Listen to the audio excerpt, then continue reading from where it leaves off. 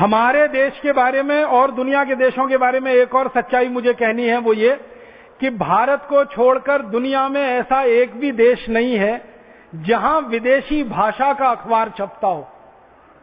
परम पूजनीय स्वामी जी एक बार अक्सर हमको कहते रहते हैं हर बार कि भारत छोड़कर दुनिया का ऐसा कोई देश नहीं है जो अपनी मातृभाषा में अपने बच्चों को नहीं पढ़ाता हो। माने भारत अकेला देश है जो विदेशी भाषा में अपने बच्चों को पढ़ाता है। अब इसमें एक चीज और जोड़ दीजिए, भारत दुनिया का अकेला देश है जहां विदेशी भाषाओं के अखबार छपते हैं और बिकते हैं। भारत को छोड़कर दुनिया के किसी देश में विदेशी भाषाओं के अखबार बिकते नहीं है। छपते तो हैं लेकिन मिलते नहीं है आसानी से। फ्रांस में जाएंगे फ्रेंच के ही अखबार मिलेंगे, अंग्रेजी का अखबार ढूंढते हुए आप परेशान हो जाएंगे।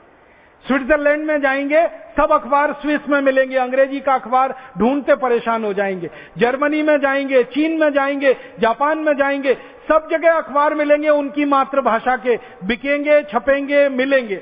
भारत एक अकेला देश है जहां कहीं भी चले जाइए अंग्रेजी के अखबार तो जरूर मिल जाएंगे।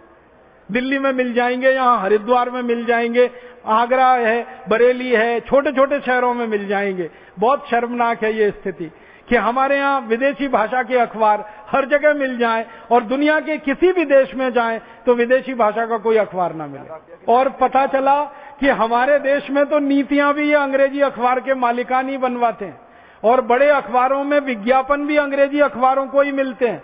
और चूंकि विज्ञापन ज्यादा अंग्रेजी अखबारों को मिलते हैं इसलिए नीतियां बनवाने में उनकी बड़ी महत्वपूर्ण भूमिका है। और भारत के जो नीति निर्धारक हैं, अधिकारी और नेता, ये ज्यादातर अंग्रेजी अखबार पढ़ते हैं और वो उसी से प्रभावित होकर नीतियां बनाते हैं। इसलिए आम आदमी के जीवन से जुड़ी हुई कोई समस्या का समाधान भारत की नीतियों में नहीं मिलता, व्यवस्थाओं में नहीं मिलता। मैं एक दो छोटी सी कुछ गहरी और दिल की बात आपसे कहना चाहता हूं, वो ये भारत के बारे में एक बहुत गहरी बात जो मुझे बहुत चुभती है, वो ये कि आजादी जब नहीं मिली थी तब इस देश में गुलामी थी और 565 छोटे छोटे राज्य हुआ करते थे। आजादी मिल गई, आजादी आ गई और 565 राज्यों के अब 33 राज्य बन गए।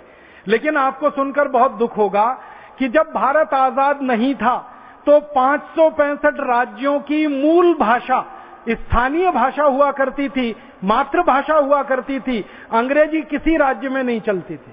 लेकिन भारत जब आजाद हो गया तो भारत में मूल भाषा, मातृभाषाएं पूरी तरह से खत्म कर दी गई और हर जगह अंग्रेजी अंग्रेजी अंग्रेजी हावी हो गई। भारत में अंग्रेजों के जमाने में जो कलेक्टर हुआ करता था उसको एक निर्देश होता था कि वो स्थानीय भाषा को जब तक सीखेगा नहीं उसको किसी भी पद पर रखा नहीं जाएगा।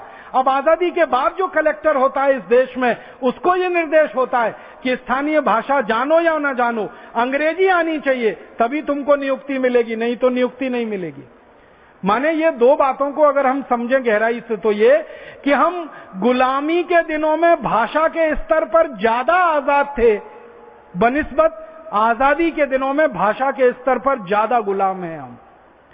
जब हमारे राजकाज की पूरी भाषा अंग्रेजी हो गई है, राजकाज के व्यवहार की पूरी भाषा अंग्रेजी हो गई है, मुझे बहुत दुख होता है, दर्द होता है, आपको भी शायद होता होगा।